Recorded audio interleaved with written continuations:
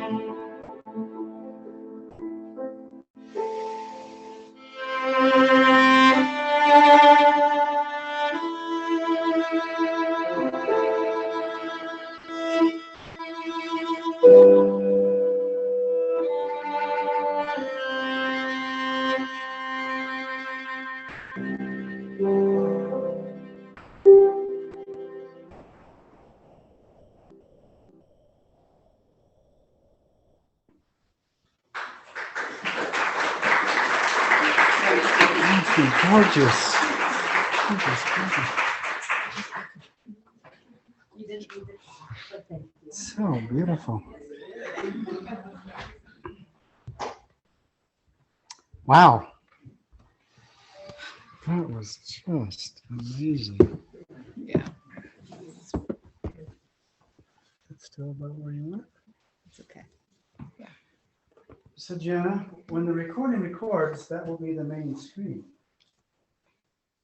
See, that's what worries me, if you're recording from your, or hopefully it'll work. Is that okay? Yeah, thank you. That was just hauntingly beautiful. So I'm part of a little, I know, thanks. I'm part of a little text group, well, about I think 10 of us, that are an interesting combination of from atheists to, I'm the only active LDS. A number of them have never been LDS. And we just have some lovely spiritual moments and interesting things as we support each other on this group. And tomorrow we're getting together, and I was asked to offer a little poem that I'd kind of thrown out there to the group, just that group, on New Year's. And so it kind of struck me that it might be a kind of a nice prayer. I call it a New Year's prayer. So I'm going to actually read it. You guys may close your eyes or do whatever you would like to. Meditate. Make sure you speak up. Thank you. Thank you. May this be a blessed, a thoughtful, a grateful, and a soulful new year. In retrospect and in living onward. An abundant new year of reciprocity to you, to me, to all the living and all the dying. For we are all living and dying, all at the time, all at the same time. All of us contributing to each other's death and creation. May we live with this reality, moment to moment to moment to moment. May we be filled with faith, hope, forgiveness, and charity, and curiosity, and clarity.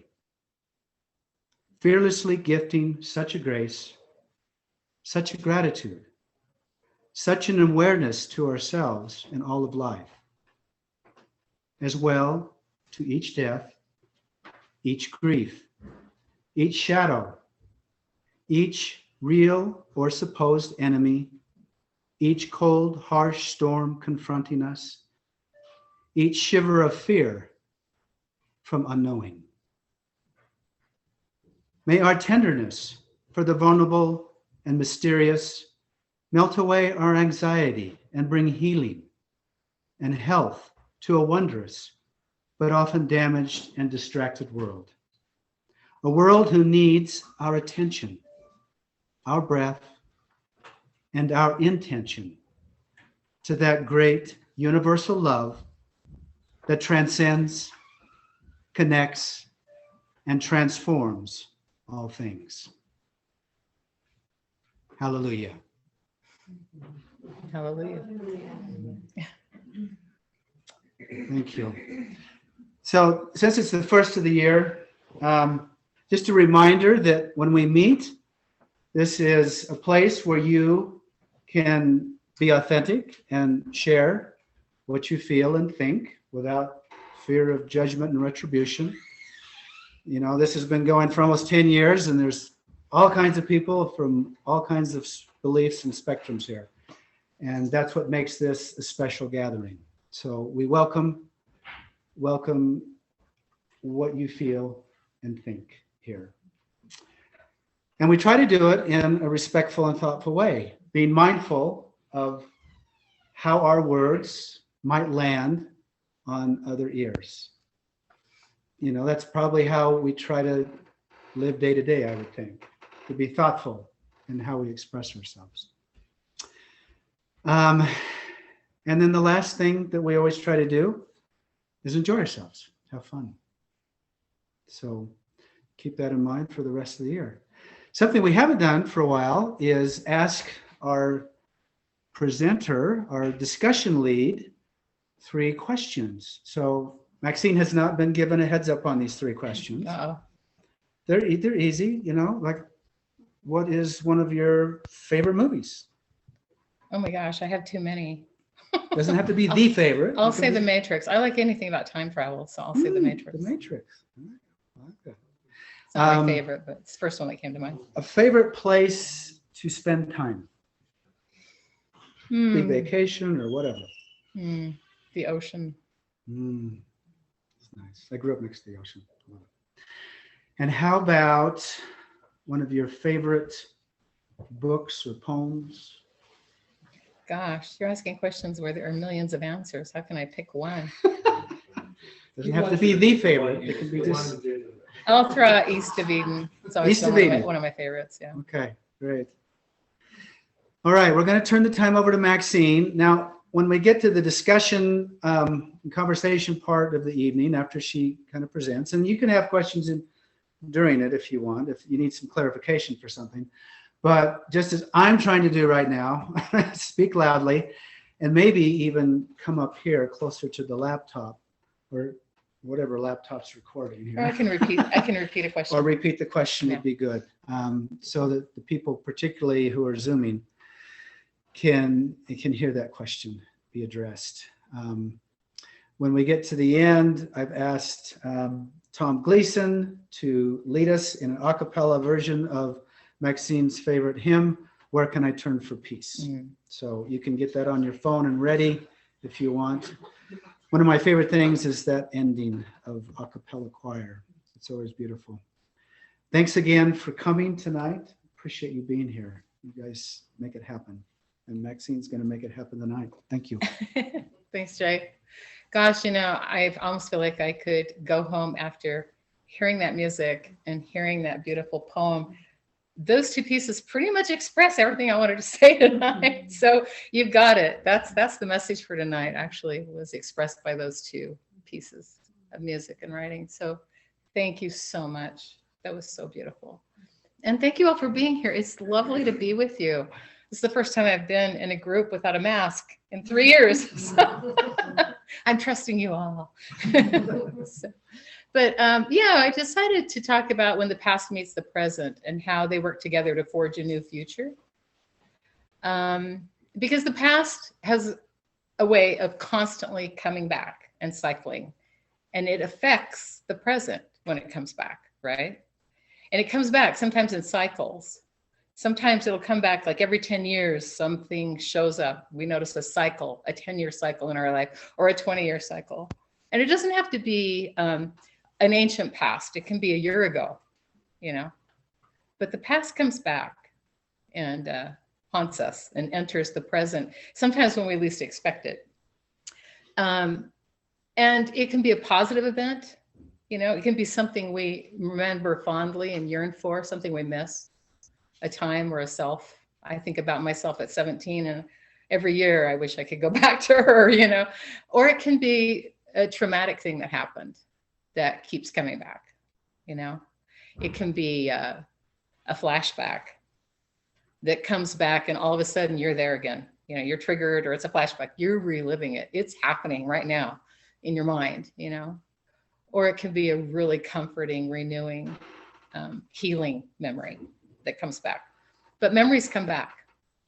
And when they do come back, they bring a different self. They bring the self that you were then into the self that you are now. And all of a sudden, two timelines and two selves are intersecting. And we're thinking, wow. And we have to process that. What do we do with that? That former self and the one I am today. But they affect each other. The past actually affects the present, and they kind of rewrite each other, because we're constantly growing and evolving in the present, but the present self is re-experiencing the past in new ways. The past comes back each time when you're a new person. You're further down in your life, and so the past is revisiting you as a new person who can see it differently and deal with it differently. And this is what historians do. I'm a historian, among other things, and a theologian. Historians are constantly revisiting the past through a new lens today, a new approach or methodology, or where we are today, because we constantly see new things from a new vantage point. So where you are today, you're going to process that past event differently, and you might heal it today when maybe last year you couldn't, because you're a different person today revisiting that. So what are some ways that we can interpret the past through the present in a new way that helps to create a new future? And can we do it so that we value and honor and own the person that we were, or that past event, in a way as a vital, integral part of our life, and that also values who we are today equally, and values who we might be tomorrow, the unknown self, the person who hasn't unfolded or arrived yet, the mystery of what is beyond what we know today and who we are today. We don't know who that's going to be yet. That's a mystery. And so the past helps us. They work together to help us to kind of move into whatever is going to become. And it's through the past and the present working together that that new self emerges out of that kind of matrix. There's the word again. So I wanted to talk about this because this December was the 30th anniversary of my book, Women and Authority, which triggered the purge, which I'll talk about a little bit more in a minute, what we call the purge of 1993, the September 6th, and many others who were disciplined in 1993. Am I talking loud enough? I hope. Can people hear me okay? Oh, good. Oh, thanks. Thank you. So because there's this monumental anniversaries, we like anniversaries, right? I don't know why 10 years or 20 years or 30 years or 50 years is more important, but again, it's a mechanism. It's a way we can access the past in the present and interact with them. So we use anniversaries to help us to do that. And so for me, the September 6th moment, 1993, it keeps coming back. Every year of my life, it comes back because it was this momentous event in Mormon culture and history. And so, it returns faithfully every year and every 10 years or 20 years, whether I want it to or not. And then I have to re-engage it. And I'm dealing with who I was then in 1993 and what happened and who I am today. But I'm dealing with several different Maxines, the Maxine of 1993 and the Maxine of 2023. But even in 1993, there were two Maxines I had to deal with. There was the public Maxine and the private Maxine, and they were different. The Maxine in the media, the symbol of, feminist heretic, was its own thing. The private Maxine was a neurotic introvert, in her apartment cowering, like, what do I have to do next? Very different. And I had to navigate those two, but I've had to navigate all along the way during that 30 years, how Maxine has evolved each year. And then this 1993 keeps coming back to challenge me and to get me to think about where I'm at. And so during that 30-year evolution, there were a number of ways that I navigated that. And so I thought I would share like 4 or 5 ways and share some personal experience with those. And then sort of how I navigated the evolving Maxine between 93 and 2023. And then after that, we would talk a bit about how do we redefine, we'll talk about narratives and how do we redefine a narrative? So I thought I'd share a few personal ways that I navigated it.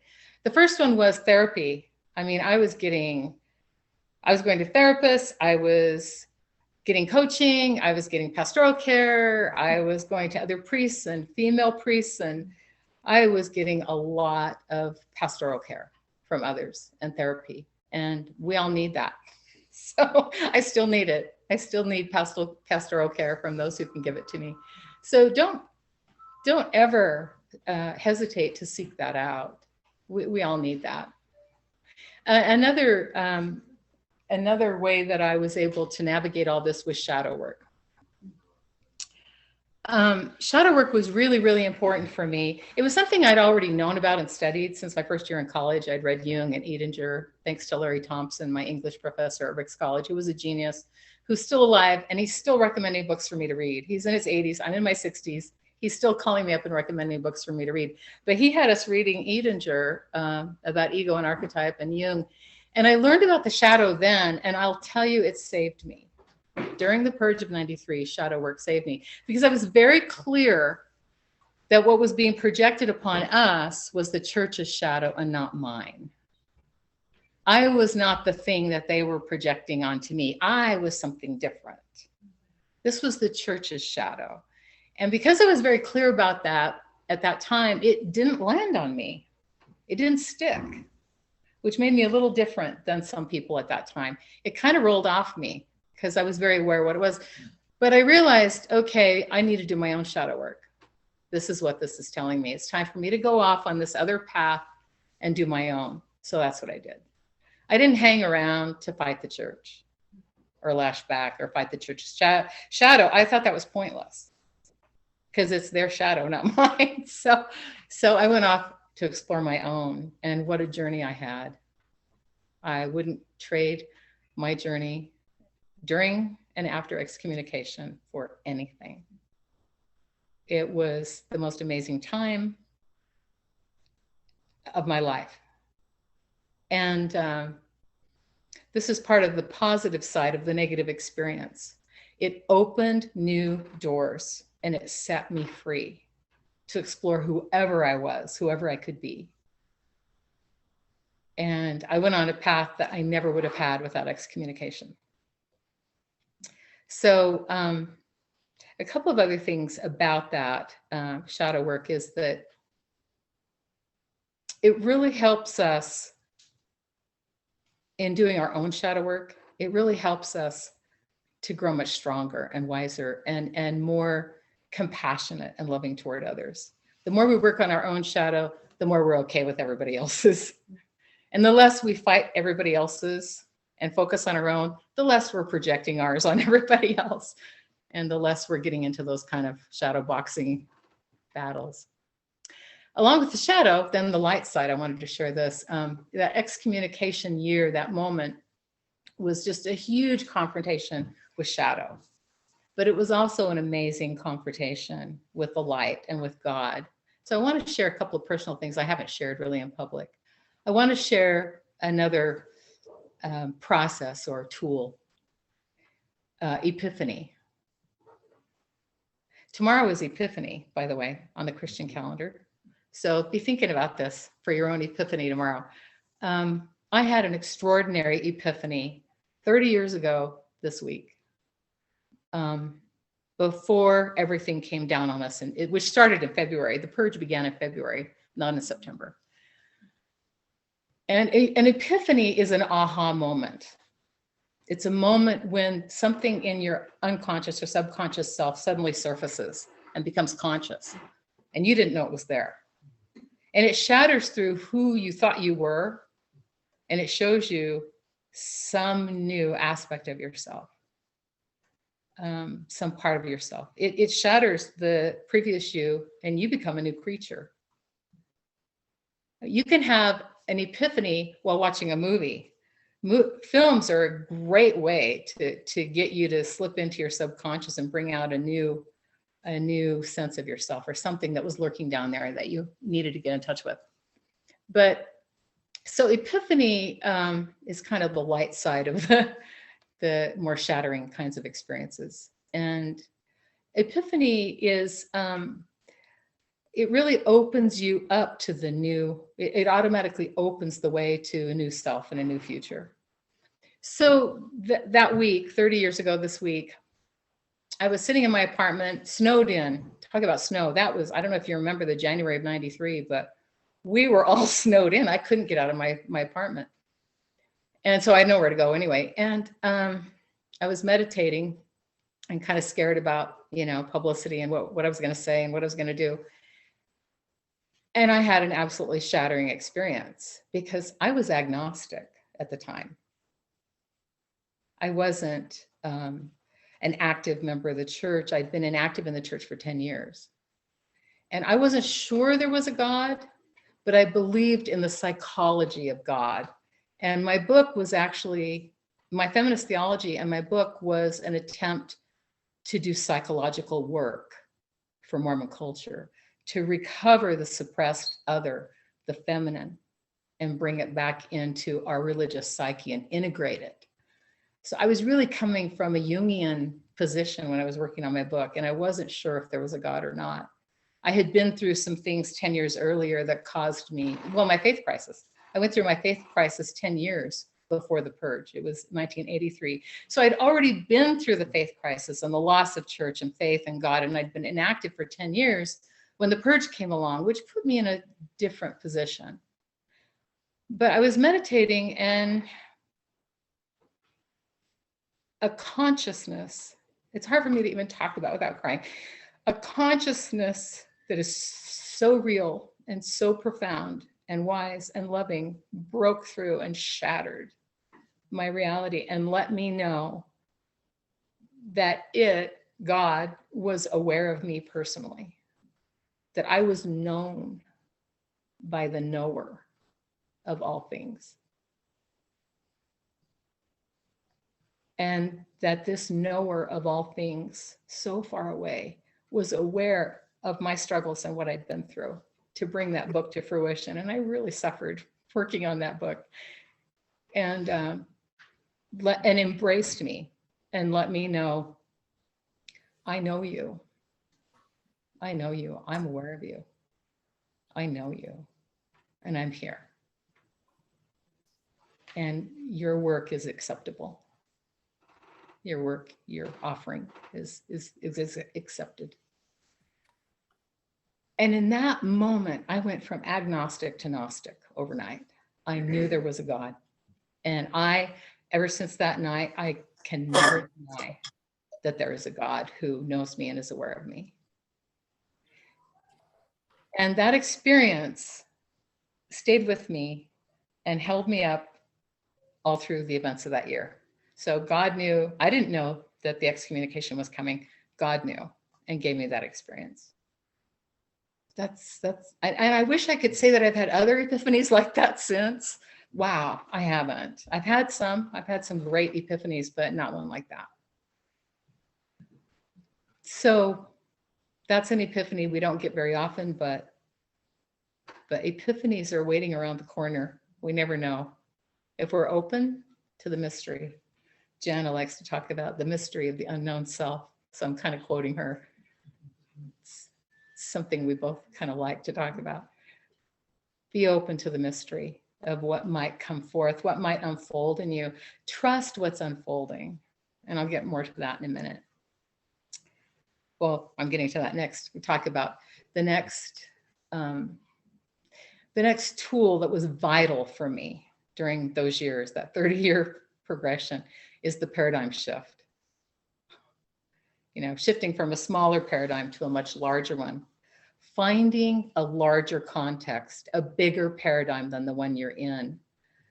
If you're in a paradigm that's making you feel small or wrong or weird or, unholy or unrighteous, you need a bigger paradigm that will hold you and validate where you are today, right now in your journey, whether you've lost God in the church and you're wandering and you're in the existential void, whether you're active but you're struggling, whether, no matter where you are, we need a paradigm that is a larger context for the journey, that basically includes all of the different stages of our lives, not just one, all of them, as if all of them are parts of an integral whole, a larger picture. So I went looking for paradigms and I found lots of them and I needed them and I used them and they saved me.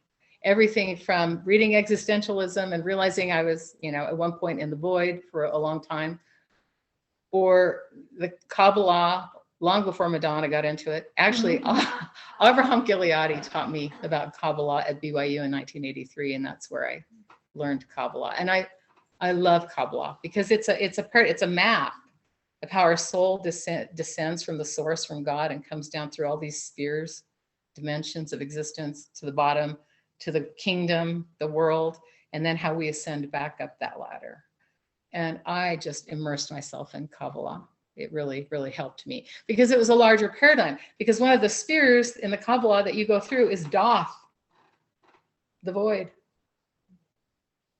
It's, you know, the loss of faith, the crisis, not knowing where you are or what you are. It's right there. It's right below the top, the source, God. Before you get back, you have to pass through Doth. Death is part of the picture. So I had to find paradigms that included where I was at each stage. I needed paradigms that were big enough that it would include all my stages, because all of them were valid and they were all parts of a larger cohesive whole. And so the paradigms, finding paradigms that worked for me were absolutely vital. They're developmental models, basically. And there are lots of them around. There are several of you here in the room who know lots about developmental paradigms, and you've found good ones. And they're all over the place. I mean, everything from the chakra. I was using the chakra system, the 7 chakras, and how they represent the 7, you know, every 7 years of your life. That really worked for me. That helped a lot. You know, there were so many that I used and reached out for.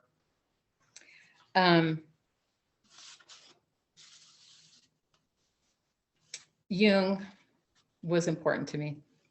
Also, the sacred year, you know, for a while I was pagan, and then I evolved into Gnostic and sacramental Christianity.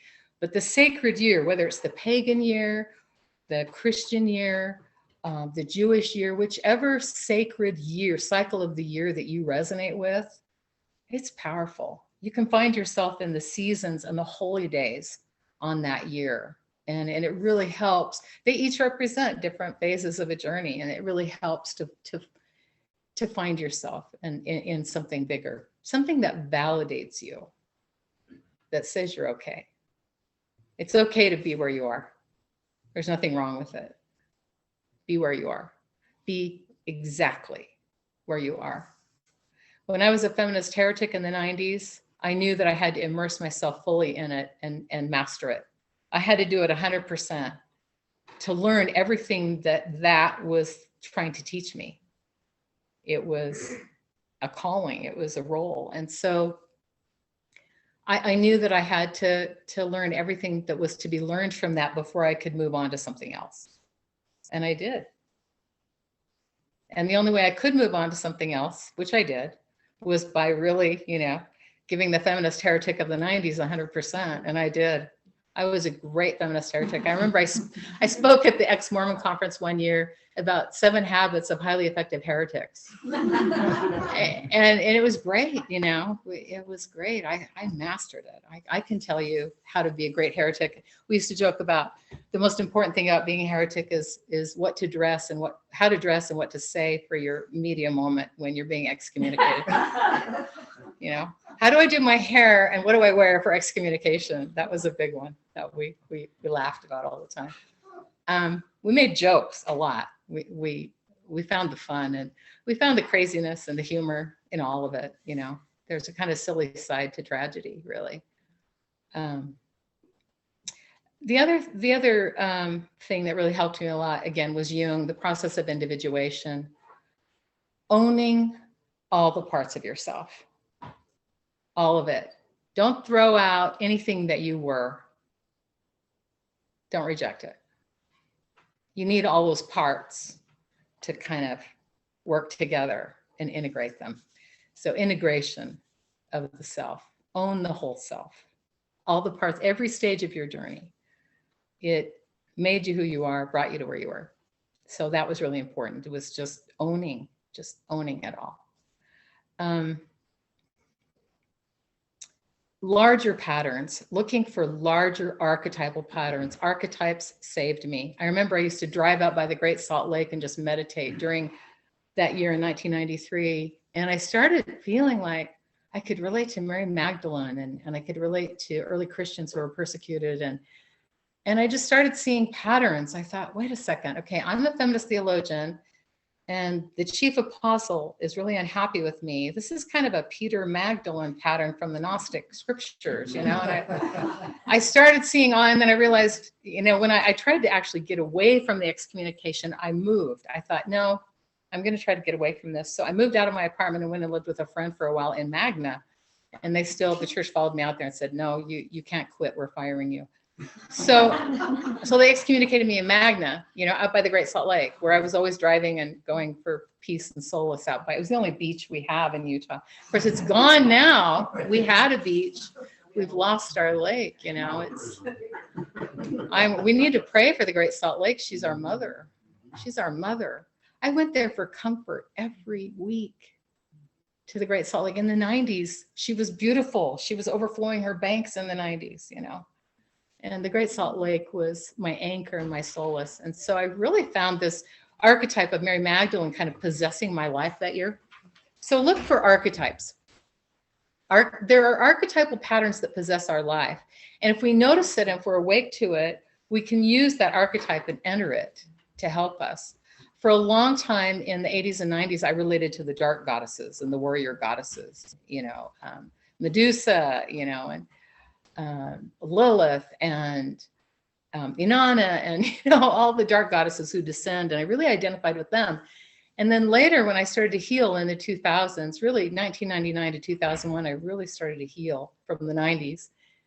And all of a sudden, I identified with the light goddesses, you know, and Sophia and wisdom and Mary Magdalene, and it was really interesting. And so, look for the major archetypes, how they're showing up in your life, and the ones that possess your life or seem to be a repeating archetypal pattern.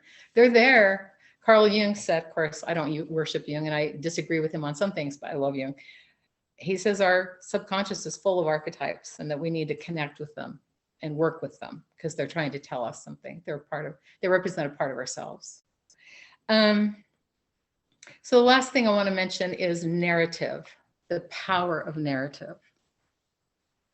Narrative is how we interpret anything that happens to us.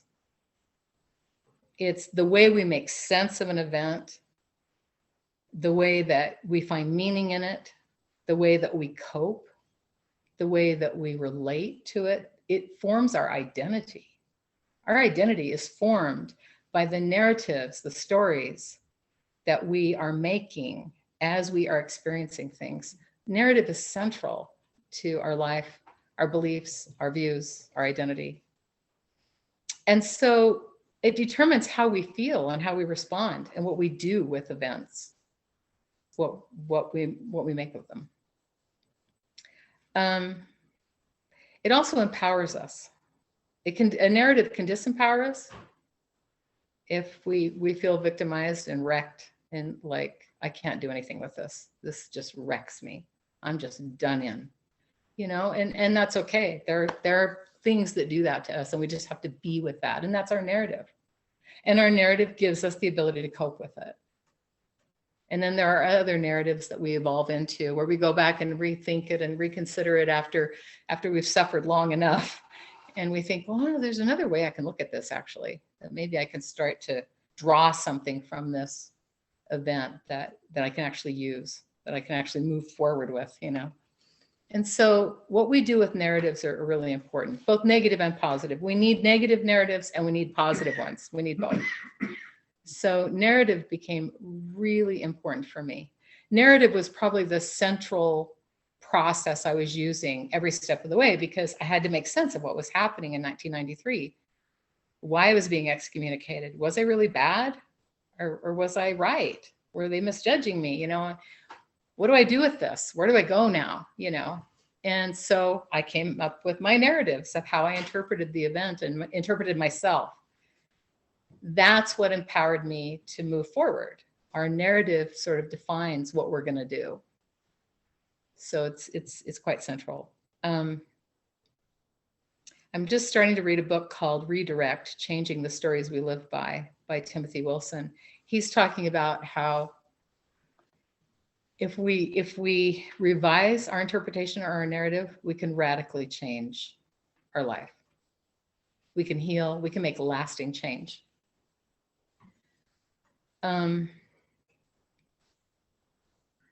Another thing I forgot to mention that I want to mention, I don't think I mentioned this before I move on to kind of the September 6th narrative, what that was and what to do, what I think we can do with it now, is the notion of back to Epiphany. Schleiermacher, the German theologian, talked about that as the natal hour of everything living in religion. An aha moment when something from your subconscious bursts into your conscious self. That's what religious experience is. And it can happen in a movie theater. It can happen in the middle of an argument with somebody. The natal hour of everything living in religion. That's the basis of religious experience. It doesn't have to conform to a dogma or doctrine or a set of beliefs. It's just that moment, that shattering moment. So with the September 6th, this last part I wanted to share before we go into discussion.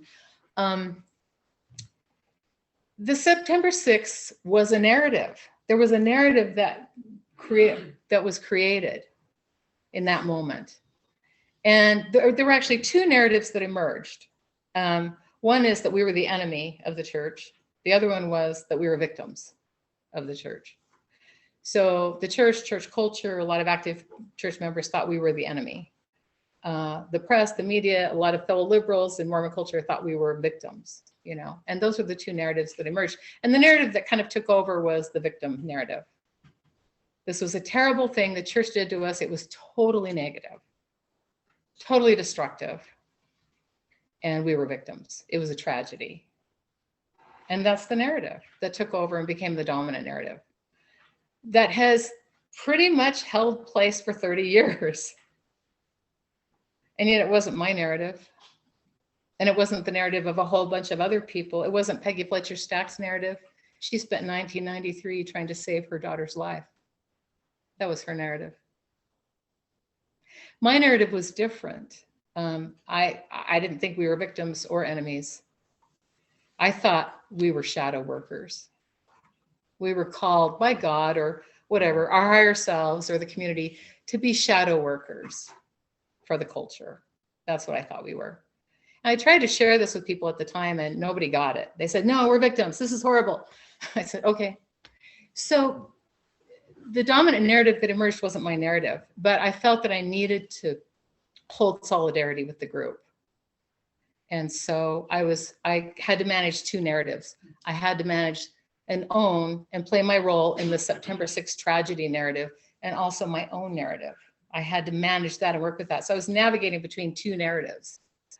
My narrative was different because I wasn't active in the church, hadn't been for 10 years. I was agnostic until that experience. And I was a brand new Gnostic. I felt responsible.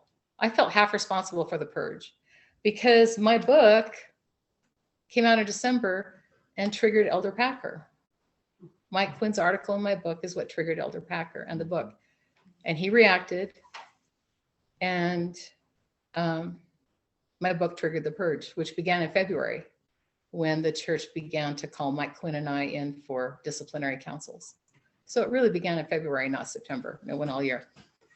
I also felt responsible. I thought, oh my gosh, what have I done? I also felt responsible because I was called in to talk to the Area 70, Elder Lauren Dunn.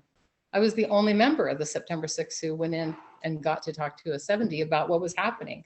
And I really tried. I did everything I could to try to mediate and solve the problem. And I failed. And Elder Packer's speech about the three greatest dangers to the church in May of 1993 came out a couple weeks later. And I found myself wondering, did I trigger that too? I'm like, what have I done? And so I was in a very different position. I felt a burden. I felt a responsibility, like I had co-created the purge. That was something that I was carrying for a long time. I'm only finally releasing that and healing from that this recently. Last month, December, when the book came out that we put together about Michael Quinn to heal his image and his place in in academic studies of Mormonism. That book called DNA Mormon, it's a collection of essays about Michael Quinn and his work. It just came off the press the same week in December, the week before Christmas, that Women in Authority came out, exactly 30 years earlier. Women in Authority got him excommunicated. DNA Mormon healed his image, his position, his place, his role. Women in Authority, his excommunication destroyed his academic career. He could never get a job after that. So the book that killed his career was counterbalanced 30 years later to the week by a book that reclaims and recovers his role in academic studies. There's this counterbalance there. It's kind of beautiful. But anyway, my narrative didn't match the others. I went into it knowing the cost. I fully knew before I published the book that I would get in trouble, that I'd probably be excommunicated. And I was fine with that. I felt like it needed to be done. That was the cost. And I was fine with it. I didn't have a problem with it. And excommunication for me was not a tragedy. It wasn't a bad thing. For me, I experienced it as a good thing. I didn't feel harmed or cast out or hurt in any way. I felt like this was a sacred calling that somebody had to do. I was a shadow worker and I had to uphold this and do this. It was also, it opened so many doors for me. And also it made the book and the work of Mormon feminism and feminist theology and liberal Mormonism and Michael Quinn's work, it made it famous. We were suddenly on TV everywhere. We were on Nightline with Ted Koppel. I was on CNN with Elder Oaks. It was like Elder Oaks and I on CNN. And here I am, a neurotic introvert in my basement apartment going, how did I get here? Why am I, how did this happen? And so, I really experienced the excommunication as a positive thing. Actually, one of the best things that have ever happened to me, because it validated me in a way I'd never been validated. It let me know that my work mattered. It was heard loud and clear. I'd never had that experience. I'd been struggling as this little feminist in Mormon culture and, feeling like, gosh, trying to get people to listen to the feminist point of view in the 70s and 80s was really hard. And so it was just incredibly validating for me. I felt like, whoa, I did something important, and it gave us publicity, it gave us visibility, and it gave our work visibility it would never have had. It just exploded the visibility and the power. So anyway, my narrative was different. And I think, I would have to say that for me personally, the only negative thing about being excommunicated and going through the purge, well, there were two negative things. The effect it had on my family. It was devastating for them. That was painful. It really hurt. And then what Mike Quinn went through. And I felt guilty and responsible because I pushed him to do the article. I asked him to do the article. He really didn't have time. I pushed him, I nagged him, I begged him. He kept telling me I reminded him of the child in Oliver asking for more soup, and I kind of twisted his arm to do it. And then when he was working on it, I kept pushing him further and saying, no, we need to take this further. You need to come all the way and say, take it all the way. And then he got excommunicated and it destroyed his academic career. And he lived the rest of his life in poverty and depression. So I've lived with that. That was my narrative, my burden. And fortunately, Mike and I did a lot of work around that, and some very good things happened to heal that. So what I want to say last before we go to discussion is how do I see that narrative? How have I rewritten the narrative? And what other narratives are there besides this one negative, tragic narrative about the September 6th in 1993? First off, we were the tip of the iceberg. 6 people didn't begin to grasp how many dozens and dozens and dozens of people were called in, interrogated, and threatened with discipline that year. I could name all the names. I won't. It's not my right. I need to check with them first. But think of all the big names. Writers, feminists, publishers, editors, they all got called in and threatened. All the rest of them renegotiated their membership. We didn't. We were the ones who wouldn't even go talk to people. We were like, no, we're out of here. Everybody else renegotiated theirs. Then there were other people who were forced out. And I think I have permission to share this one. My friend Aaron Silva, he's one of us. He was given the dilemma of being excommunicated or resigning. And he said, I'll resign, don't. He didn't want to drag his stake president through that. So he resigned. He was one of us. He's never mentioned, people don't know. A lot of people like that. Then there were all the people who were affected personally, who it hurt their faith. It broke their hearts. The families of all those who were excommunicated and disciplined lost their faith, broke their hearts. Marriages ended, lives changed. The way it affected students and scholars and Mormon studies and all the people in Mormon studies and Sunstone and BYU, and then there were the BYU people who were disciplined, the 6 or 7 there, Cecilia and David Knowlton, Cecilia Conchar-Farr, Gail Houston, and then the way that Gene England finally had to leave BYU and go to UVU, and Scott Abbott and Martha Bradley and John and Martha Beck, and I mean, the list goes on. It was huge. It was a giant tidal wave of purging. We were just these little symbols over here. We were symbols of what was happening. And so that's one way to deconstruct that narrative, is that it was huge. And like I mentioned, Peggy Fletcher Stack, she had a very different experience that year. She was covering the story. She was writing about it. And the whole time she was trying to save her daughter, who died at the end of the year. She spent that whole year trying to save her daughter, and her daughter died at the end of the year. It's a little girl, a twin that she had who didn't survive. So I think how to rewrite that narrative is to recognize that narratives are bigger than we realize. There are always more parts to them. And narratives are,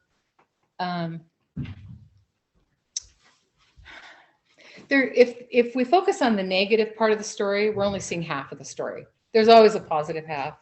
And I know I sound like a glass half full person, which I am, but there's always a positive half. The Packer talk in May of '93, the 3 greatest dangers, people have lamented that and quoted it and been angry about it ever since. And I've been saying for 30 years, you guys, he confessed the Mormon shadow. He told us what they're afraid of. What the Mormon shadow is: scholars, feminists, and LGBTs. And he identified who the shadow workers are. He just anointed us all. You're the shadow workers for our culture, and we have to see both sides. So we deconstruct a narrative and come up with another one by seeing the other side of the narrative that we're not seeing or that we're avoiding, maybe the positive side. And I think we really have been trapped in a negative narrative for 30 years, and it's really time to deconstruct that, because being trapped within the negative part of that narrative, it's just kept us all in pain, and suffering over and over, suffering the event over and over again. So it wasn't just a tragedy. There were all kinds of positive things. Like I said, it gave publicity and visibility to the work of feminists, LGBTs, and scholars, Mormon scholars that they'd never had before. We were on national news. Scholars at other universities were inviting us to come and talk. Michael Quinn became famous. His work became famous. And if his excommunication had not destroyed his academic career, if he'd had an academic position, teaching, working with students, administrating all those years, I don't think we would have all the books he produced, because all of his books, including the second edition of the Early Mormonism, the Magic Worldview, starting with my article and all the books that came, his body of work we all depend on, it all came after the excommunication and after he left BYU, I should say, after he lost his academic position. So I wonder if he would have been able to produce all of those if he'd been busy with an academic position. It gave him the freedom to work full time on all that work that he left for us. And he used that time. He burned through that time 24/7 to produce all that work. Let's see, there are a couple of other things I want to mention, and then I want to stop because I want to get to discussion. There were spiritual experiences that we all had, that I don't know if we would have had if we weren't under such a cloud of oppression and threat. I mean, the Spirit came in and just gave each one of us these amazing spiritual experiences. To this day, and I'm a mystic, God talks to me pretty often, but that year I had spiritual experiences like the epiphany I described and others all year long that were there to support me and help me through that were just amazing, that I will never forget. And it's like, it's in the hardest times when almost the Spirit, we need it more, we seek it more, or it comes to us more. One other way, I also want to say it rallied us. It rallied people in liberal culture and progressive Mormonism in a way that maybe we needed. Maybe we liberals needed a kick in the seat to be more aggressive like the conservatives. I don't know, but it rallied us so that we were even more determined to get our work out and message out and do our thing and connect and network and bond together.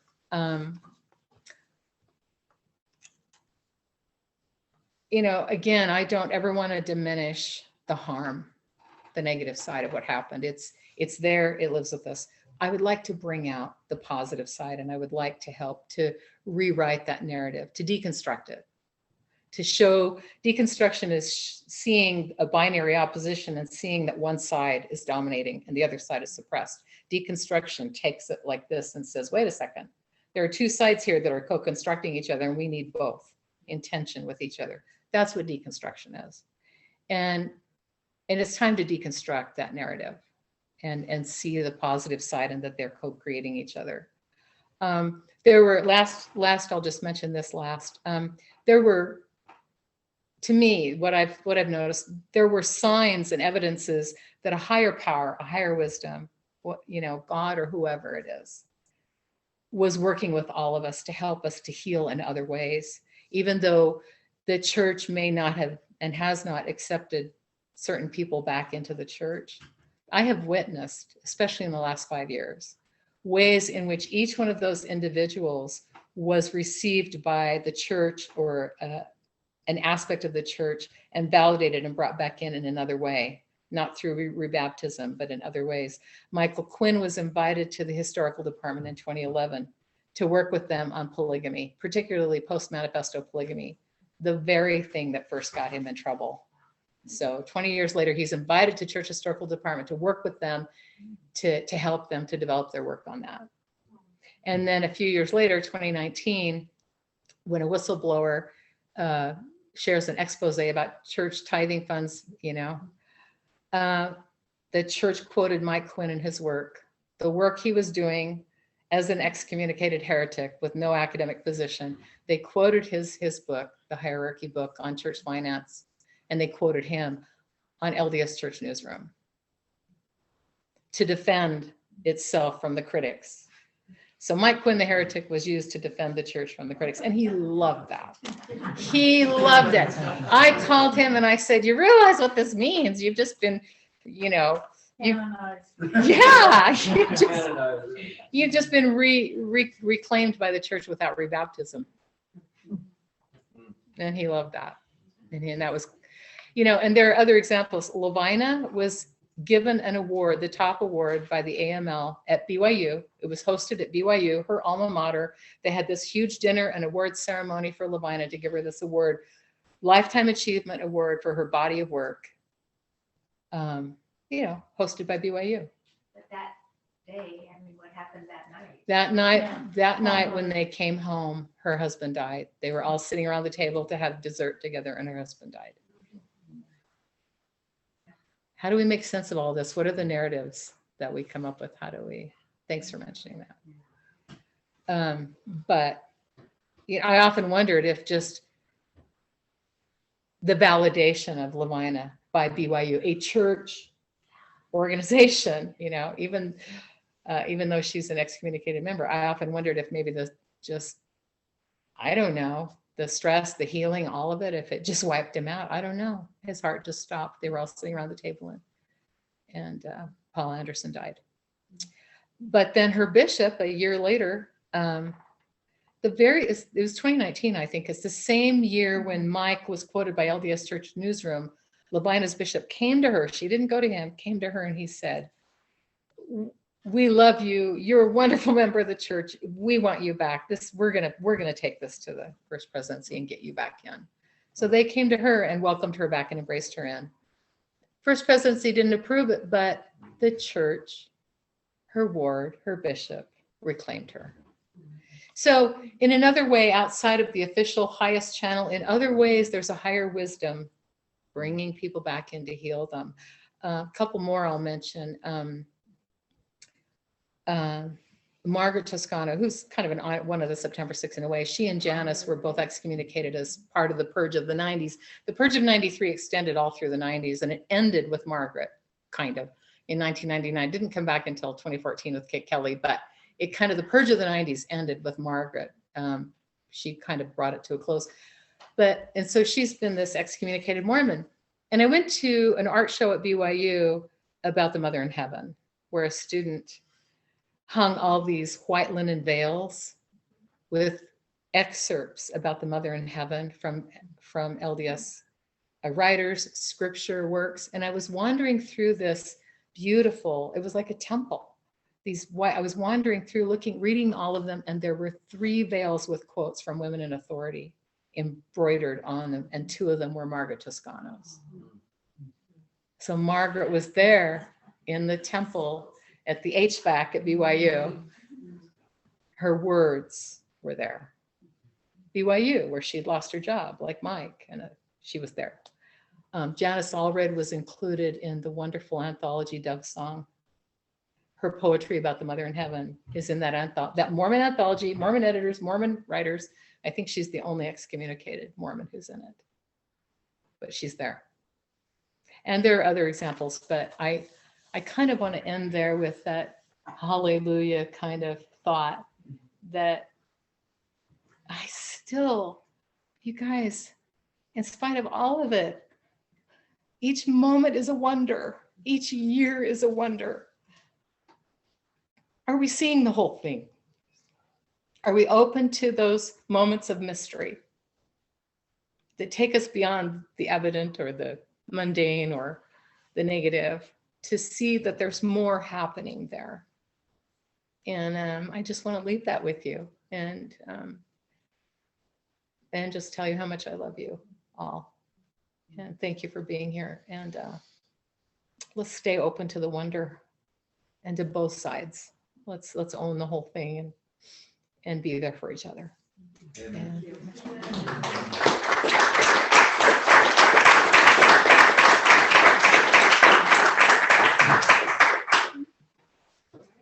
questions, Yeah, comments? especially from the live audience first, and then we'll go. I went a little over time. I was aiming for 40 minutes. Let you know if Yes. I have a kind of question. Yeah, But I yeah. actually don't know this. Do you guys know each other before the purge? Yeah. Yeah. We all knew, and this is one of the reasons why I say we weren't victims. We knew exactly what we were doing. We had all been working together on these issues for 10 years. Okay. We all knew each other in the 80s. And some of them went back, Lavina, the Toscanos, and Mike went back to the 70s together. So we were pretty tight. We knew we knew the cost. We knew what we were facing. Yeah. And we did it on purpose. Yeah. It doesn't make it right, but we knew what we were doing. Did that answer your question? Yeah. But what's the book called that has like a chapter for like each of you? I read it. Oh, Latter-day Descent Oh, has yeah. an interview with each one of us. Yeah. Thank you for mentioning that. That was where I learned for the first time that each one of us had a spiritual experience Oh, cool. that year, letting us know that this was meant to happen. It was going to come, and God was with us. And I didn't know till I read all of our stories that we'd all had the same experience that year. I have so many questions, but I won't be self-indulgent. I'll ask one. What was your response to Renlund's Heavenly Mother sermon? Oh, that's a big How do you topic. interpret where that is encouraging us or discouraging us? Maybe it's the beginning of a new cycle. Yeah, it's both. It's better than the talk we got back in 1990, 91 from President Hinckley. Yeah. But even that one I deconstructed. See, when President Hinckley said back in 1990 or 91, I can find no evidence of a mother in heaven. I've searched in vain in the scriptures and I can't find her. And therefore, none of us knows anything about her. I said, whoa. I mean, then he also said, so then I think we shouldn't pray to her. And I said, you guys, the leader of a worldwide religion just admitted they don't know anything about their mother in heaven. That opens it up for all of us. Who admits that? Would the Pope admit that? I don't know. I don't think so. So I was seeing both sides of that. But the Renlund talk, so the question was, what did I think of the Renlund talk? I thought that they were clearly trying to address the issue. They were trying to somehow deal with it, And the sense that I got was that it was more about not making specific claims from the pulpit in your ward than it was about, he wasn't denying personal experience, and they weren't saying you can't have a personal relationship with the mother. They were just saying, don't make claims from the pulpit yet, we have to figure it out first, kind of. But it was discouraging, but it was better than what we've heard in the past. And over the pulpit in general conference, he mentioned that everything he knew was in the gospel topics essay. Well, when you include the footnotes in the gospel topics essays, that's a hell of a lot. And yeah, so I was hoping, and I thought, okay, this man said over the pulpit. Yeah. Let's kind of use it as a resource. As Elder Renlund said, the gospel topics essay has information about Heavenly Mother. So and then pull everything out. I figure that's a year's curriculum. So Jody England Hansen just pointed out that he referenced the gospel topics essay on our mother in heaven. That was huge. Thank you for mentioning that. That's an important positive thing within his kind of negative. Concentrate on the ridiculous stuff. Yeah. But don't focus on the negative. And I tend to do that. I tend to ignore the negative stuff they say, and I just focus on the good stuff and pull that out and hold them to it. And I say, well, you said this. You said you didn't know anything about the mother in heaven, so here's some, stuff. But well, you said that, we should use the gospel topics essay. So okay, let's run with that, So got to focus on the, It also was the first time a talk was addressed just on that topic. Yeah, that's another good point. Yeah, Jay points out that's the first time in general conference that a whole talk on our mother, after how many billions of talks about our father since 1830. We got one. But we got one, and that's good. Yeah, go ahead. Yeah, go ahead. Sure. Should I be calling on people, or you want to call on people? Okay, go ahead, and then we'll go to Jana. Okay, I'll defer to my priesthood leader for this one. No, I'm kidding. I adore this guy. I probably abuse priesthood more than he does by far. And if So- you could repeat the question, Okay. it would be helpful for that. Thanks. I'll do that. I You've try to been do doing pretty good at that. Okay. Why did you want to come back and be rebaptized? Oh, that's a different Faith Again meeting. The question is, why did I want to come back? Mainly, just quick answer, I was spiritually called to come back. I was told. I didn't feel a need to, whoever talks to me, incessantly. And Lori Winder always says, Max, God never talks to me. And I always say, Lori, with me, God never shuts up. Never shuts up. But I felt a specific call to come back, to heal what had happened in 1993, to bring the other side back full circle, but also to heal myself. And again, back to Jungian individuation, healing all the parts of my life and bringing them all together and integrating all the parts of my life. I felt that it was really important, and it's been amazing. It's been hard and it's been wonderful, but I needed to own all the parts of my life and bring them together and integrate them for my own journey.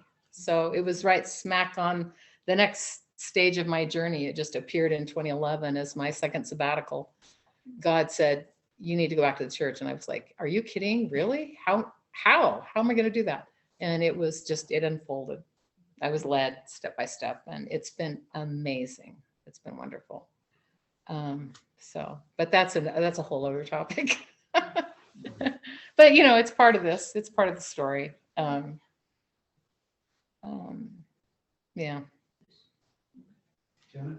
Okay, yeah, we have 2 questions From- from them. Maybe I'll do one, we can pull another one here. But the first one is, if you could write a letter that all the apostles and first presidency would read, what would it be about? It's a hard question. Very hard I've question. actually done that a couple of times already. I could just go back and, okay, the question was, if I could write a letter to the first presidency and all the apostles, what would it be? Yeah, what would That they actually read. That they actually read. Well, I think they do. I think they do read them. I've done that a couple of times. I had to write a letter when I came back to the church in 2012. I had to write a letter to the first presidency. And in that letter, so I'll just tell you what I said. I basically said, I was led by the Spirit and I stand by my book and everything that's in it. And I got Mike into trouble. So you really should forgive him because I made him do it. I was very honest. And I said, God has called me to come back and I feel it very strongly. And I'm going to do this. And I'm grateful that if you'll let me come back, because I feel like there's a lot of healing that's needed. But I just want to say that, I stand by my book and everything that was in it. so both. And then, I've had to do that a couple of times actually. And I did one letter on the anniversary of my return, again, thanking them for bringing me back and making an appeal for Lavina. So that's what I would do. I would say, thank you for letting me come back. This is amazing. Can we please heal this? Help me heal this. I'm here to help. Can we heal this? That's what I've been saying for 10 years in 2 letters. So yeah, great question. Okay. The other one is to everyone who has felt called as a shadow worker. Yeah. And if we both need, let's see, sorry. It's not showing me the whole thing. Hold on. And not everybody has to be a shadow worker. If that's not your thing, Right. don't do that.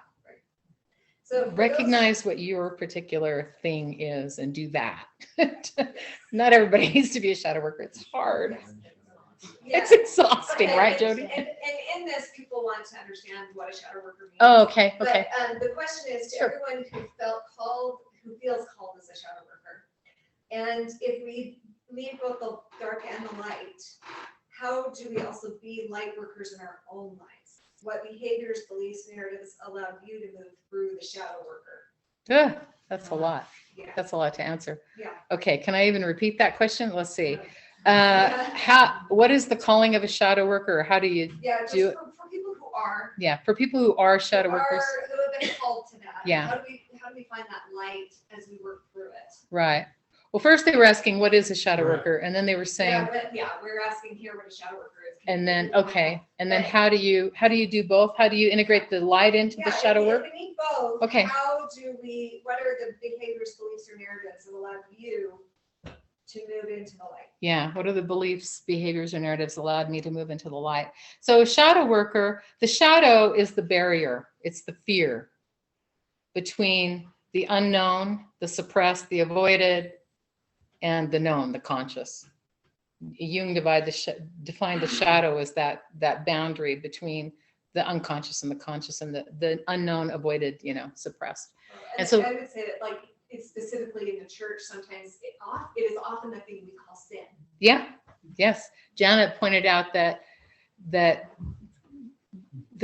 basically sin becomes the shadow boundary. The things that we define as sin are the things to be shunned and avoided. And so that's a shadow work.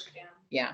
So a shadow worker is a person who is willing to go to that boundary and face that fear and go, well, I'm going to do that. I want to know what's in there, And we all do that in our own lives. We have to do that. There are parts of, we all have an unconscious, subconscious self, so we all have to approach that boundary. So the other part of the question was, how do I find the light? What are the beliefs Yeah. and behaviors that help you? Yeah, beliefs and behaviors that help me. How do we hold on to the light? Well, and I shared some of that in my comments. Yeah. I go to God. I pray for help all the time with everything, with finding a house and then finding people to fix what's wrong with the house. And and with helping people I care about. I pray and I open myself up and I meditate. And I get vulnerable. I'm open, and I listen. For those epiphanies and those moments when it feels like I'm getting some kind of inspiration.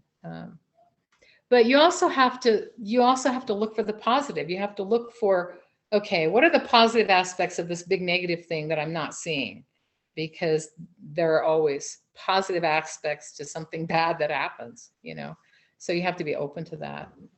I don't know what else to say other than that. Yeah. And I would just say for the shadow workers, right? Yeah. It's the people who are standing up and showing the Yeah. church their shadow, Yeah. are doing their work. Like Yeah. people were showing the Yeah. shadow Yeah. that the church wasn't willing to look at. Yeah, Janice says the shadow workers are the ones who are standing up and taking those hits and showing that they're confronting it. Our shadow workers are Kate Kelly and Natasha Helfer, and Standing in the truth yeah, that the Yeah. church doesn't want to deal with. yeah. Anyone who's engaging the aspects, Lindsay Hansen Park with polygamy, engaging the aspects, and there are other examples. Those are big names, there are people doing it all the time. Engaging in your ward. When you're standing up to whatever, the elders quorum president who's being mean to you, or, whatever, when you're standing up for the truth of, no, we need to deal with this, or this is a problem and we need to deal with this. That person who's willing to say, sorry, no, we're not going to gloss this over and push this away and shove this under the carpet. We're going to deal with this, And I do that. I've done that in my ward a couple of times where I had to stand up and say, no. So that's the shadow worker. The person who's dealing with the thing that everybody's afraid to say and deal with, that's the shadow worker. Perfect. We have more. I don't know how many more So, to take, but there are more. I Yeah, know, let's do them all. We're already at 9. I know. so- Uh-oh. have I a talked too 10 long. second comment, 10 seconds. I don't want to, I want to hear everybody's Okay, comments. so my narrative always Yeah. was that you were heroes. Yeah, I didn't see you as victims. I just thought, oh, those are my people. yeah. They're stars. Thank you for saying that. I forgot that. I should have mentioned that was the victim hero narrative was kind of rolled up together. You're right. The other side of the victim was the hero. We were seen as heroes. And we still are. That's fantastic. We're just people. I was just a neurotic introvert hiding in my basement, really. I'm not special. We're all like shadow workers. Real quick here. Oh, sorry. Who did you? Me? Yeah, go ahead. With the vantage point of 10 years now, you mentioned 2012, Yeah, 2022. Yeah. I came back to the church 10 years ago. Right. So, 10 years now, as you look back, what has been most important, maybe even life-changing for you? You have a really robust prayer life, which people can have outside the church. Yeah, right? exactly. And so, but what has it been, why do you think you were called to come back? Yeah. And what difference has it made in what you've received and what you can contribute? Oh, that's a that great you question. couldn't have done outside? Yeah. Why was I called to come back, and what difference has it made in in my What's life been and what I most can contribute? Important to you and Yeah. maybe even changing. It's easy to transforming. answer. It's easy to answer. Healing. I've done a heck of a lot of healing in my life and myself in that 10 years. Learning how to belong and be part of something and yet be exactly who I am. Like Brene Brown says, belonging versus fitting in. I felt called to come back and do it for me, but also do it for others. How do I, the feminist heretic, feminist theologian, belong and be loved and appreciated by my ward and my stake, who love me and appreciate me and treat me like gold? And I just got called to teach Sunday school again this year. Belonging and healing. I can't. Your classes. I can't. And the address. Go to my Facebook, friend me on Facebook. I'll ask my bishop, who's the coolest dude. He's an astrophysicist and he adores me. And I'll ask him if we can pipe my lessons out. So it's healing and giving back. So healing, Sure. both. Yeah, The lay ministry, LDS Church has the most amazing lay ministry on the planet. And I took a journey through clergy and ordination. It's to find out that, whoa, Mormonism was right. The lay ministry is where it's at. And coming back and helping people with ministry and learning ministry and contributing to the church's ministry program, which I've done. And so learning what we really are. And also, so ministry, working with that. and excavating the really good, true, amazing stuff in Mormon origins and tradition. Down to the faith. Yeah, I've been doing a lot of work, speaking and Rid of the other papers. stuff down to the critical. Yeah, clearing the baggage of the 20th century church away and reclaiming some of that amazing stuff from the first 15 years of the church, and just excavating the really good, true stuff that really helps us with our spiritual formation and empowers us. And there's a lot of amazing stuff there that we aren't seeing. It's been The layers. wallpapered over, and Yeah. it's got baggage on top of it, and we're not seeing some of the very best things about Mormonism. So I felt called to come back and help excavate that and bring it out and heal and learn to belong and do ministry and help the church, because they were working on stuff when I came back that I'd been working on, 20 years before that. And, So there's been some transforming that's Yeah, happened. yeah. So looking back 10 years, you can say, this is why those 10 years are really important. yeah, I've grown a lot in that 10 years, and I've healed a lot. Healed a lot, still healing. So there are these two pretty amazing questions in here. I just gotta say. I don't want to miss know Charles you and then this look guy. Let's take another one of those and we'll go back to live. If somebody needs to leave, please Yeah, feel free. please don't help. But yeah, hang out if you. This is I'm great. famous for going overtime, I'm I afraid. know. Online especially, there's a significant feminist movement in the church. Do you believe it's being handled differently this cycle around? Yes, there's this significant feminist movement in the church. Do I believe it's being handled differently this time around? Yes. Is it perfect? Is it great? No. Is it better? Yeah. Way better. I mean, Ruth Todd came out and met ordained women on Temple Square and embraced them and said, "You're our sisters." That was kind of history making, But then we saw a couple of excommunications with Kate and Natasha. It's not great, but it's a whole lot better. Feminism has gone mainstream. It's pretty much a given now. So yeah, it's a lot better. So next question, You and then Charles. Randall. Oh Okay, yeah. me? Yeah, remind me. Okay. next time. Langdon, yep. Landon. Yeah. Thanks. What's your opinion of the practice of excommunication after having gone through it and seen, it almost seems like they excommunicate people like John Dehlin, Yeah. Bill Rill, Sam Yeah. Young. Yeah. And it almost like it's almost like it's counterproductive to the church. Oh yeah. But likewise, most of the changes in the church seem to not come until someone's been excommunicated. So Yeah. what's your opinion, having been excommunicated Yeah. and coming back? Did the excommunication change how you approach things, or did you view it as a punishment or as a? Yeah. How do I view excommunication? Is it a punishment? And sometimes it's, a lot of people get excommunicated, but it makes their voice 10 times bigger. It does exactly the opposite of what the church hopes it's going to do. You'd think they'd learn. It really makes you 20 times bigger. It amplifies your voice. Like I said in my comments, there's positive and negative aspect to excommunication. It's a very dark energy. It's a dark, heavy, malevolent energy. And I don't think anyone should be excommunicated unless they're a criminal, abusing children, things like that. I don't think we should be excommunicating members for anything other than a crime that, like that.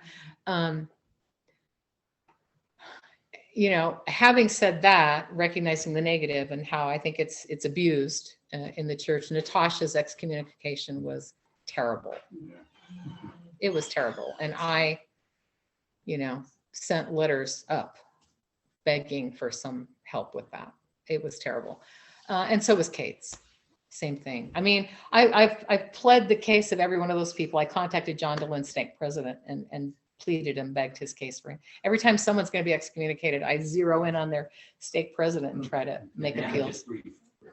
What's that? I file a brief every time. Let's move on to the next. Randy, go ahead. But having said that, they're positive. They're positive. I told Kate Kelly, I said, this is an office. It's a calling. It's a really sacred office to be an excommunicant heretic, because you are a symbol for many people and many people learn through you. And so I said, it's a very distinguished office of the church that people haven't recognized. And it also sets you free. It opens up possibilities and freedom you've never had before, So it's kind of amazing. All right, Randy, and then we'll have another best Zoom. I don't know how to ask this, or I just want a response, I guess, is whatever you want to respond to. Go ahead. But in your talk today, it just seems to me that you, at that crucial moment, when you were called out, Yeah.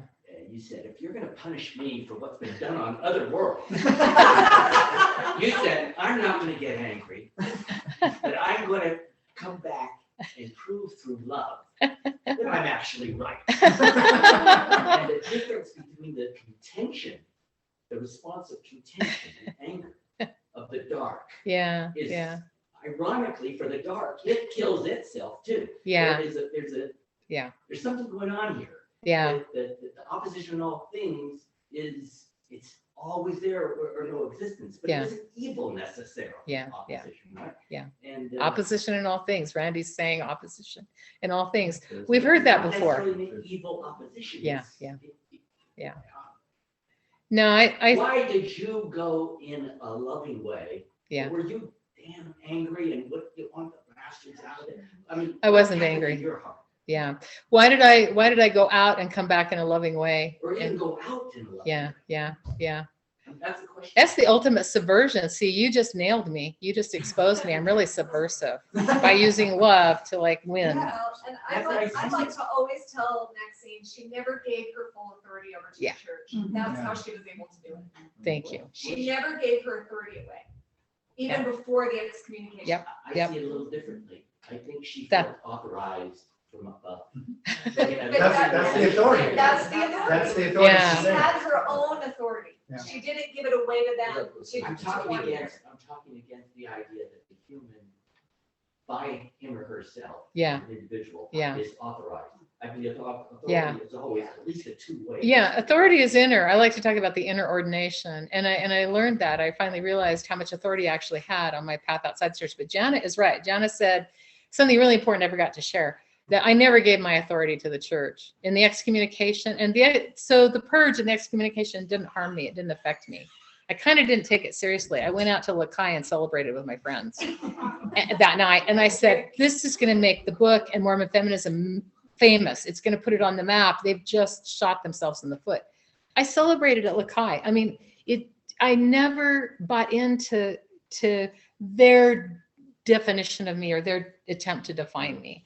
I always maintained power and authority over my own identity. I didn't give my power away. If you hadn't had the epiphany, Yeah.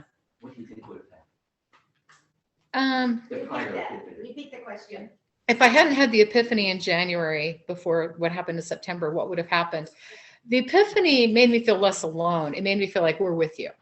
But I still would have been Maxine. I still would have been celebrating at Lakai and not owning the projected shadow of dear Elder Packer, who is no longer with us.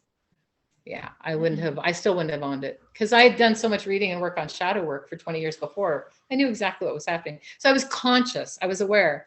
Being aware of what's going on is important. But the people who hurt us and damage us are the ones we give our power to.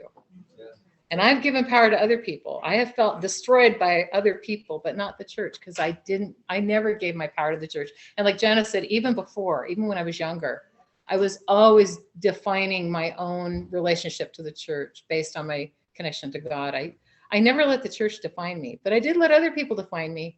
And that's harmful. That's when they hurt you.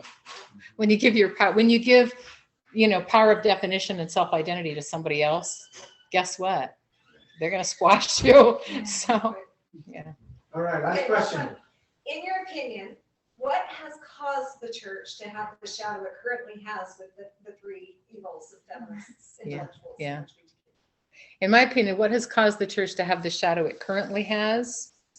Well, scholars, the three greatest dangers are no longer the three greatest dangers. Scholars and feminists are mainstream, accepted. We won. LGBTs are still the shadow, the feared. And so those people who are ministering to our LGBTs, like Jody and so many others, you're our shadow workers today. Our LGBTs are going through a tremendous confrontation with church shadow, especially at BYU. And they need us. And so what do you think causes that to be the shadow?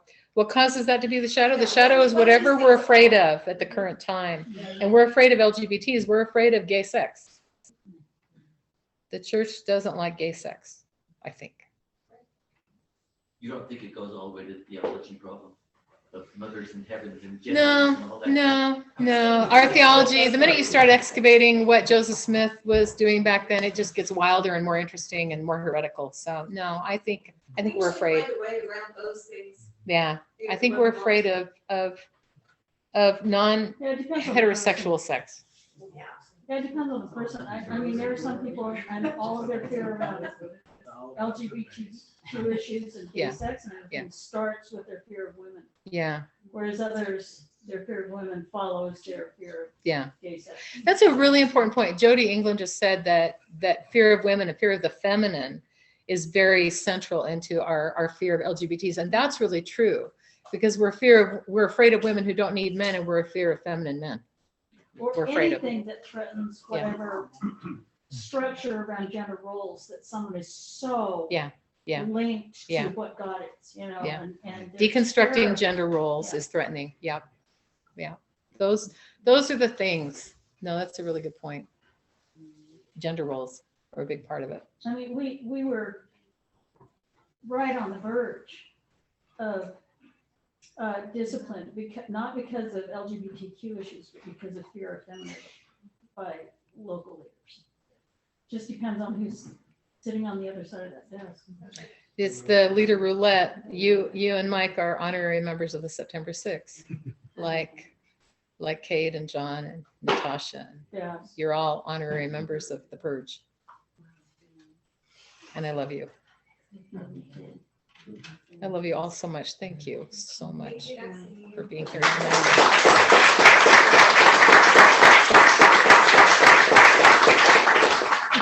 Thank you. Thank you. Thank you. Thank you, everyone, so much. Gosh, I just love these evenings. I feel so lucky, fortunate to be doing this kind of stuff and have you part of it. These are, ever since COVID, these have been recorded.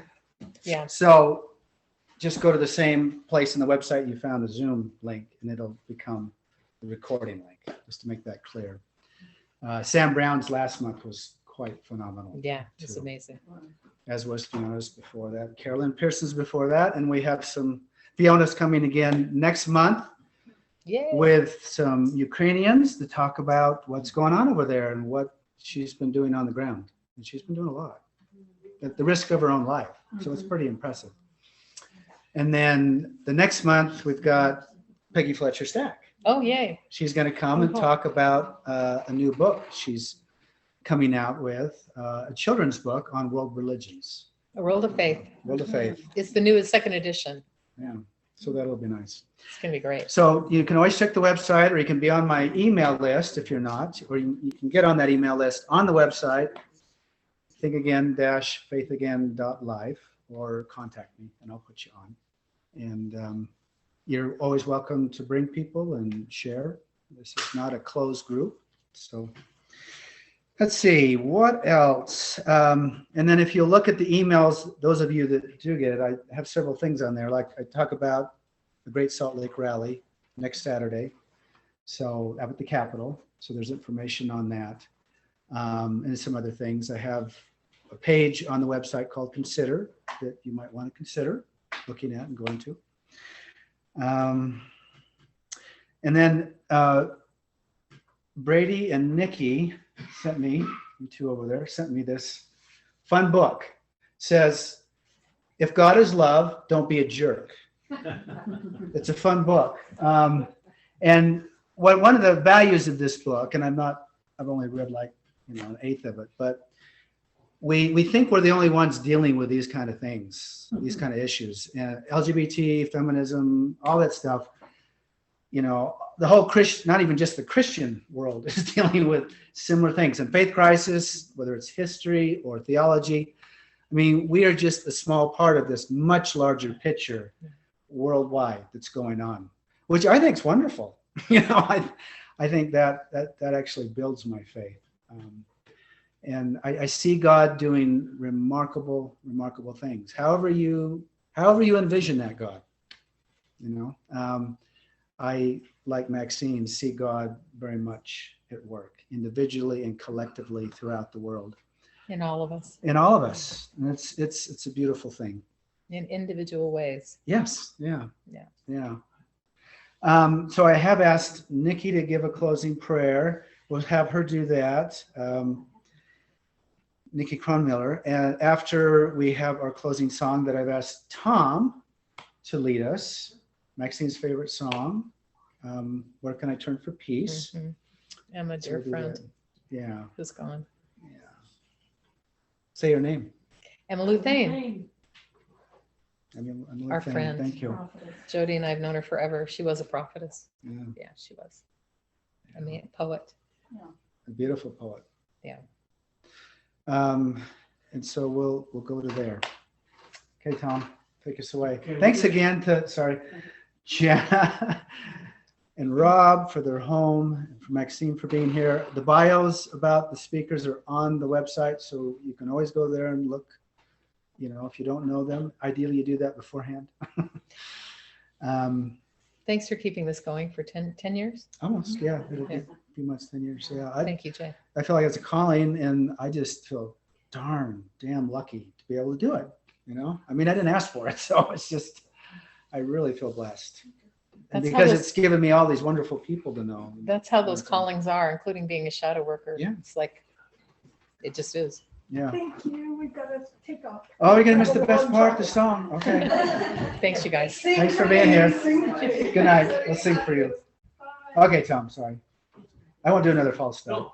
So we're gonna sing, it's okay. We're gonna sing Can I turn for peace? hymn 129. So pull that up. Where can I turn for peace? Because I don't want to sing by myself. So Tom, Maybe in another day I would. Tom, tell him where you do sing, and you don't sing by yourself, but sing who you sing with. Well, I'm still singing with the Deborah Bonner Unity Gospel Choir. So that's Oh, all. cool. That we've barely been able to come back from the dead. Nice.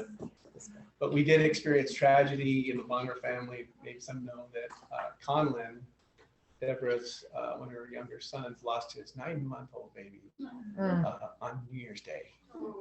Just passed away. We just had the funeral today, so full of a lot of emotion over that. And so this is probably a good way to end the day after your wonderful words tonight. So help us out and sing this. I'm gonna do this in A. Of course, I have somebody will play a note on my phone. And here we go. Here we go. We're gonna get back to the lyrics. Where are they? Where can I turn to peace? Where is my solace? When other sources cease to make me whole.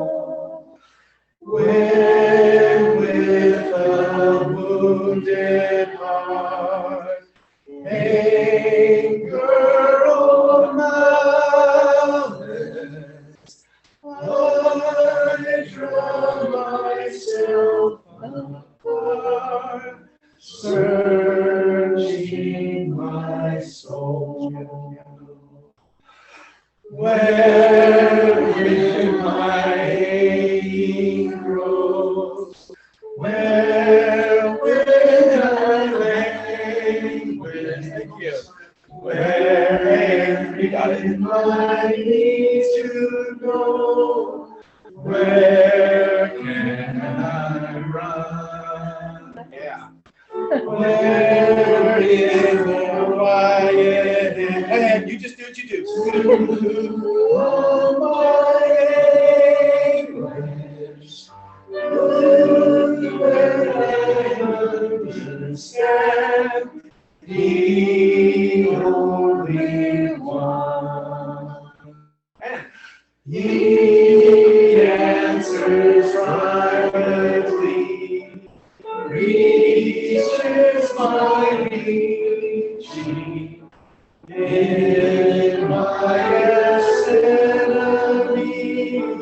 Savior and friend. Gentle the peace he finds, for my beseeching, constant he is and kind, love without end. Thank you. Thank you. That was awesome. Can you come over here, make sure we can hear you? Yeah, for I will real. say it so loud. Oh, come on, I'll be Maxine. so loud. Come on, Nick, you can just stand right here and I'll at be least embarrassed. see. My sister-in-law's watching. It's that one. Here you go. Yeah, It's sorry. that one. Right there. Now, shh. Our Father in heaven, we are so very grateful for this wonderful evening that we have had. We're grateful for the Spanglers, for them opening up their beautiful home, and so grateful for Maxine and for all that she shared with us tonight, for the courage she gave us, for the incredible information on how to deal with our hurt, how to deal with others, and how to feel included and loved. So very grateful for Jay and for all that he does for those around him, his love and acceptance. Please provide him with the energy that he needs to continue to move forward with all that he has his hands in. We're so very grateful for this community and pray for whatever we may need as we go back to be with our friends and those that have harmed us, that we will remember the feelings that we had here and have the courage and strength to do what we need to do to show up for those who need us. We say these things in the name of Jesus Christ. Amen.